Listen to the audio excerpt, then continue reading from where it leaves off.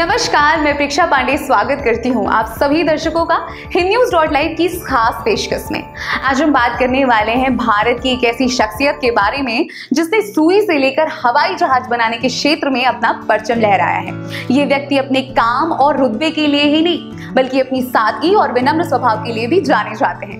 जी हाँ, मैं बात कर रही हूँ भारत के दिग्गज कारोबारी रतन टाटा जी के बारे में। इनका जन्म 28 दिसंबर सन 1937 को मुंबई में हुआ था। रतन टाटा जी के पिता का नाम नवल टाटा था, जो कि पेशे से एक बिजनेसमैन थे, और इनकी माता का नाम सोनी टाटा था। रतन टाटा ने 1959 में कॉर्नेल यूनिवर्सिटी से आर्किटेक्चर एंड स्ट्रक्चरल इंजीनियरिंग में डिग्री हासिल की। नवल टाटा जैसे बिजनेसमैन के बेटे होने के बावजूद भी रतन टाटा ने अपने करियर की शुरुआत जमशेदपुर स्थित 70 के दशक में शुरू हुई टाटा स्टील की कंपनी में एक कर्मचारी के रूप में किया। ये वहां कर्मचारियों के साथ रहते, उन्हीं के साथ सोते और उन्हीं कर्मचारियों के साथ लाइन में लगकर खाना भी खाया करते थे, जिसके चलते रतन टाटा ने कारोबार को जमीनी स्तर से समझने की कोशिश की। जब कारोबार की सभी बारीकियां समझ में आ गई, तब उन्होंने टाटा ग्रुप में अपनी दमदार एंट्री मारी। अपनी कड़ी मेहनत और काबिलियत के दम पर घरेलू कारोबार को आसमान की बुलंदियों पर पहुंचाने का काम किया। रतन टाटा ने 1991 में पूरे टाटा ग्रुप की कमान अपने हाथों में ली और दुनिया भर में टाटा की 100 से अधिक कंपनियां खड़ी कर दी।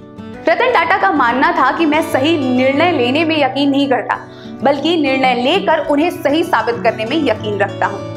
आपको उनके इस स्वभाव का एक उदाहरण देते हैं। एक बार की बात है जब रतन टाटा ने अपनी ड्रीम कार टाटा इंडिका को बाजार में उतारा।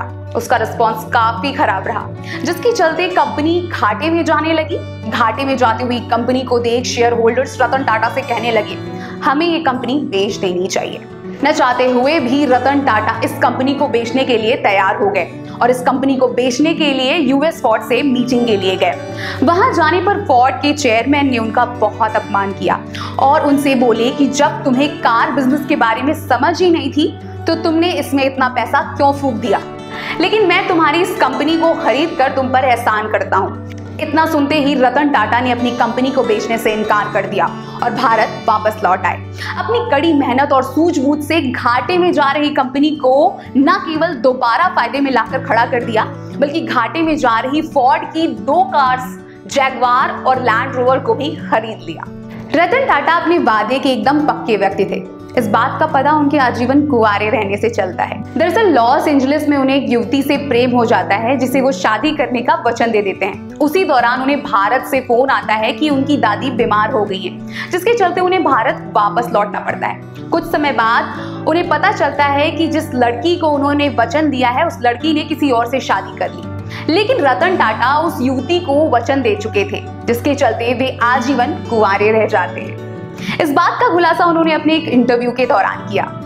रतन टाटा एक सच्चे देशभक्त भी हैं। 26/11 अटैक के दौरान जब अब्दुल कसाब ने मुंबई के ताज होटल में हमला किया, उस वक्त देश में काफी भयावह माहौल था। रतन टाटा तब भी अपने कर्तव्यों से पीछे नहीं हटे थे। उन्होंने ताज में काम कर रहे प्रत्येक छोटे बड़े कर्मचारी को नुकसान की भरपाई दी। इसके साथ ही रतन टाटा जी ने ताज होटल के आसपास रहने वाले लोगों, दुकानदारों को भी मुआवजा दिया। यह काम उन्होंने 26/11 अटैक के मात्र 20 दिन के अंदर कर दिखाया। मुंबई ताज होटल का बड़ा नुकसान होने के बाद रतन टाटा ने ताज को सही कराने के लिए दुनिया भर में टेंडर निकाला कि हमारे ताज होटल को कौन ठीक करेगा।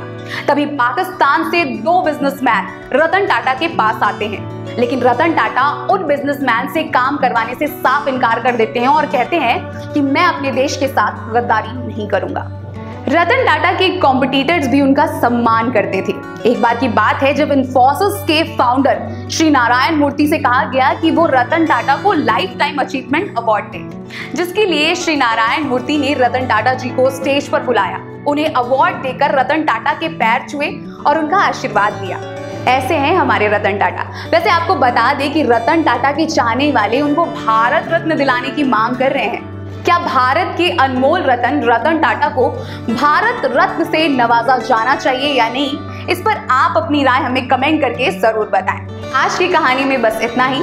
मिलते हैं कल शाम 7 बजे एक नए एपिसोड और एक नई शख्सियत के साथ, सिर्फ हिंदन्यूज.लाइव पे। तब तक के लिए जय हिंद, जय भारत।